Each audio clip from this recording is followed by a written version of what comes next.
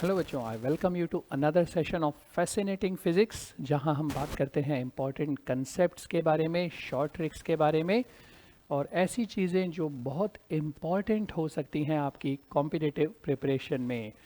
आज एक कंसेप्ट मैं लेना चाहूँगा यहाँ सर्कुलर मोशन से रिलेटेड, जो एनएलएम में काम आएगा बच्चों। हाँ, 2 चैप्टर का मिक्सचर हो गया, मिश्रण हो गया ये। ध्यान से देखिए इस बहुत ही शानदार क्वेश्चन को। पुली से 2 बॉडीज़ लटकी हैं, दोनों के मास बराबर हैं। तो अभी तो ये कुछ भी नहीं कर रही होंगी भाई, क्योंकि मास बराबर हैं। तो हमें पता है कि यहाँ टेंशन mg के इक्वल और यही टेंशन यहाँ भी mg के इक्वल। दोनों बॉडीज़ हो गई रेस्ट पे। अब क्वेश्चन क्या कह रहा है, ध्यान से सुनो। क्वेश्चन कह रहा है इनमें से किसी भी एक बॉडी को इसके परपेंडिकुलर इधर v वेलोसिटी दी, परपेंडिकुलर। अब पहली बात तो ये कि हमने वेलोसिटी दी है, सिर्फ फोर्स तो लगाया नहीं। दूसरी बात, वो भी इसके परपेंडिकुलर है, यानी इसका कोई कंपोनेंट v का ना तो इधर आएगा ना इधर आएगा। अब क्वेश्चन ये पूछेगा आपसे कि ये जो b मास है, b किधर और किस एक्सिलरेशन से जाएगा।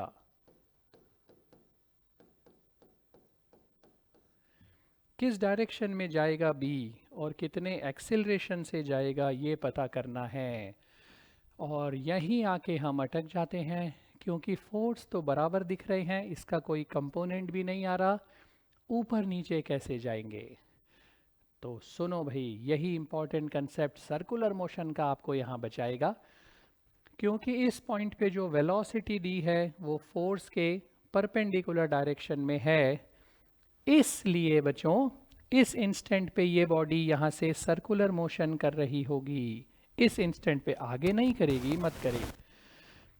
तो अगर सर्कुलर मोशन कर रही होगी तो यहाँ पे फोर्स आ गया m ओमेगा स्क्वायर r, ये अगर r लेंथ है तो t हो गया बच्चों m omega square r plus mg।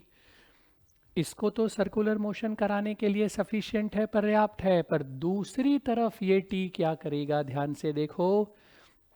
t की वैल्यू अब जो नई आई है mg plus m omega square r, ज्यादा आ गई mg से।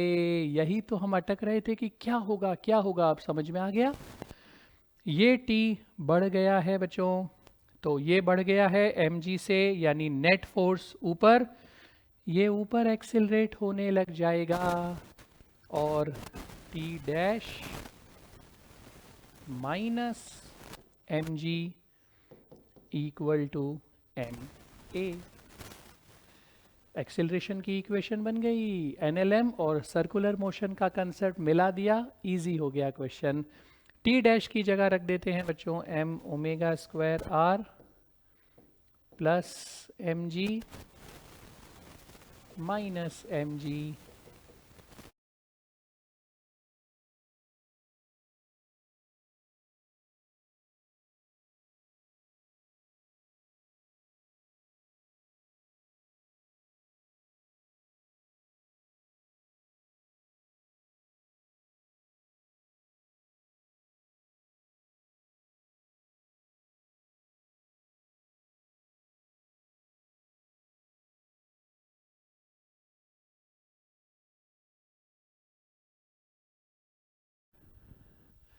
हो गया बच्चों,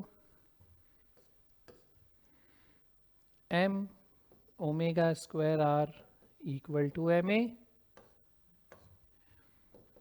एक्सेलरेशन आ गया ओमेगा स्क्वायर r, या v स्क्वायर बाई r लिख सकते हैं ना।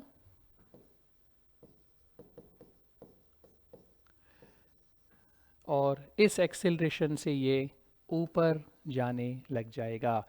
v आपको क्वेश्चन में दिया है, r आपको क्वेश्चन में दिया है। तो सर्कुलर मोशन होगा, ये कैसे पता चला, क्योंकि वेलोसिटी फोर्स के परपेंडिकुलर है। जब भी वेलोसिटी फोर्स के परपेंडिकुलर हो, बॉडी सर्कुलर मोशन में घूमती है। इस कंसेप्ट ने यहाँ हमें बचा लिया और एक इम्पॉर्टेंट क्वेश्चन जो नहीं हो पा रहा था क्योंकि समझ ही नहीं आ रहा था कि जब फोर्स बराबर है तो कैसे ये बॉडी ऊपर नीचे जा सकती है, अब समझ में आ गया। तो इस तरह से देखो, छोटा सा सर्कुलर मोशन की डेफिनेशन जो है उसी के कारण एनएलएम का ये क्वेश्चन आसानी से हो गया। याद रखें बच्चों इस इम्पॉर्टेंट कंसेप्ट को, और ऐसे ही छोटी छोटी लेकिन बहुत इम्पॉर्टेंट ट्रिक्स और टिप्स के साथ मिलते रहेंगे फैसिनेटिंग फिजिक्स के अगले सेशन में। God bless you all.